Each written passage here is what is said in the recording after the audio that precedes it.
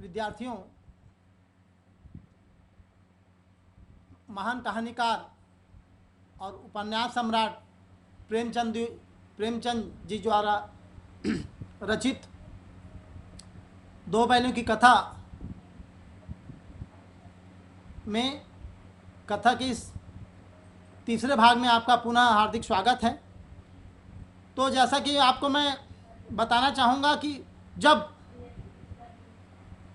दोनों बैल सभी पशुओं को वहाँ दीवार तोड़ने बाद सभी पशुओं को वहाँ आज़ाद करा देते हैं, लेकिन खुद वहाँ कुछ दिन रहना पड़ा, क्योंकि वहाँ के देख रेख करने वाले जो हैं उन दोनों बैलों को बांध देते हैं रस्सी से।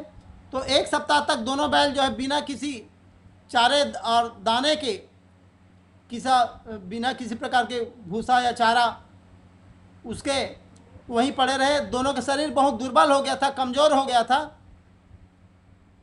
और एक दिन क्या हुआ कि दोनों बैलों को उस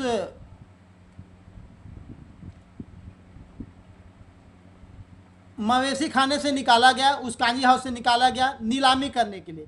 क्या होता है विद्यार्थियों कि गांव वगैरह में जो कांजी हाउस होता है, और ये कांजी हाउस में जो आवारा पशुओं को जो इधर उधर घूमते रहते हैं, ऐसे पशु कांजी हाउस में डाल दिया जाता है। तो ऐसे कांजी हाउस में रहने वाले से पशुओं की कई बार नीलामी भी कर दी जाती है। उस नीलामी में गांव के जो लोग खरीदना चाहें खरीद सकते हैं।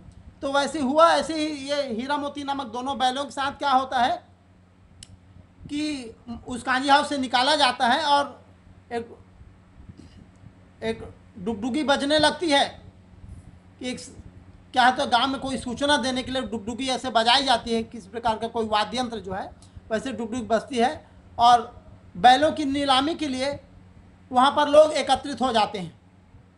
क्योंकि ये पूर्व परंपरा ही हमारे भारतीय समाज में कोई संदेश देना हो तो गांव में इस प्रकार का ऐसे कोई ढोलक बजाया जाता है और उसकी आवाज़ को सुन करके लोग वहाँ पर एकत्रित हो जाते हैं। तो उस प्रकार सब लोग वहाँ एकत्रित हो गए दोनों बैल की नीलामी के लिए। अचानक वहाँ पर एक कठोर मुद्रा वाला एक सख्त इंसान, दड़ियाल आदमी जो लंबी दाढ़ी थी उनकी, इस प्रकार से वहाँ पर आया और उन दोनों बैलों को खरीद कर ले गया। भाई नीलामी है तो इच्छा है कि भाई मर्जी कोई भी बोली लगाए और उसको खरीद कर ले जाए।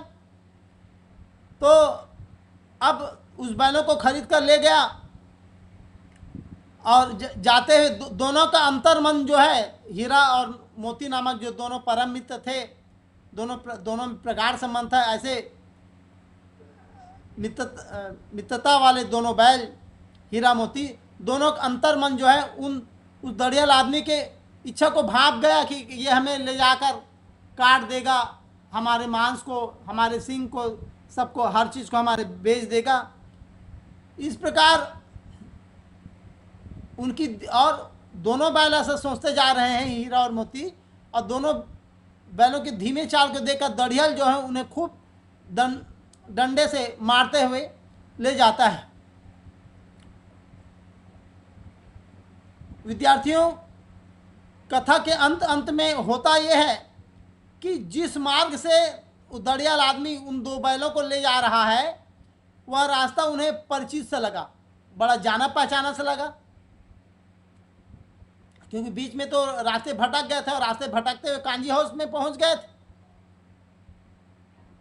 तो वो रास्ता जो है जब दड़ियाल आदमी ले जाता है जाना पहचाना सा लगा, क्योंकि गया भी उन्हें इसी रास्ते से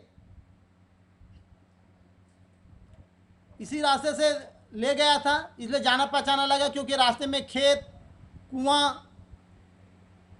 घर कई प्रकार दिखाई देने लगे जिसको पहचानने लगे। और दोनों इतनी तेज़ी से भागे उस रास्ते में, क्योंकि इंसान जो है अपने जाने पहचाने रास्तों को देखता है तो बड़ी प्रसन्नता का अनुभव करता है। तो उस रास्ते में जब गए, तेज़ी से दौड़ करके दोनों बैलों ने वहाँ अपने घर अर्थात झूरी घर पहुँच गए। और झूरी ने जैसे ही उन्हें देखा, बारी बारी से बड़े खुशी से उन दोनों बैलों को गले लगा लिए, बड़े उनको दोनों बैलों को पुचकारने लगा, आत्मीयता से उन्हें गले लगाया, प्रेम करने लगा। और जब दढ़ियल आदमी जब उन्हें कहता है जबरदस्ती कि भाई ये तो मेरा बैल है, मैं इसे खरीद कर ले आया हूं, तो उन दोनों बैलों ने पहले तो झूरी बोला कि भाई ये तो बैल मेरे हैं।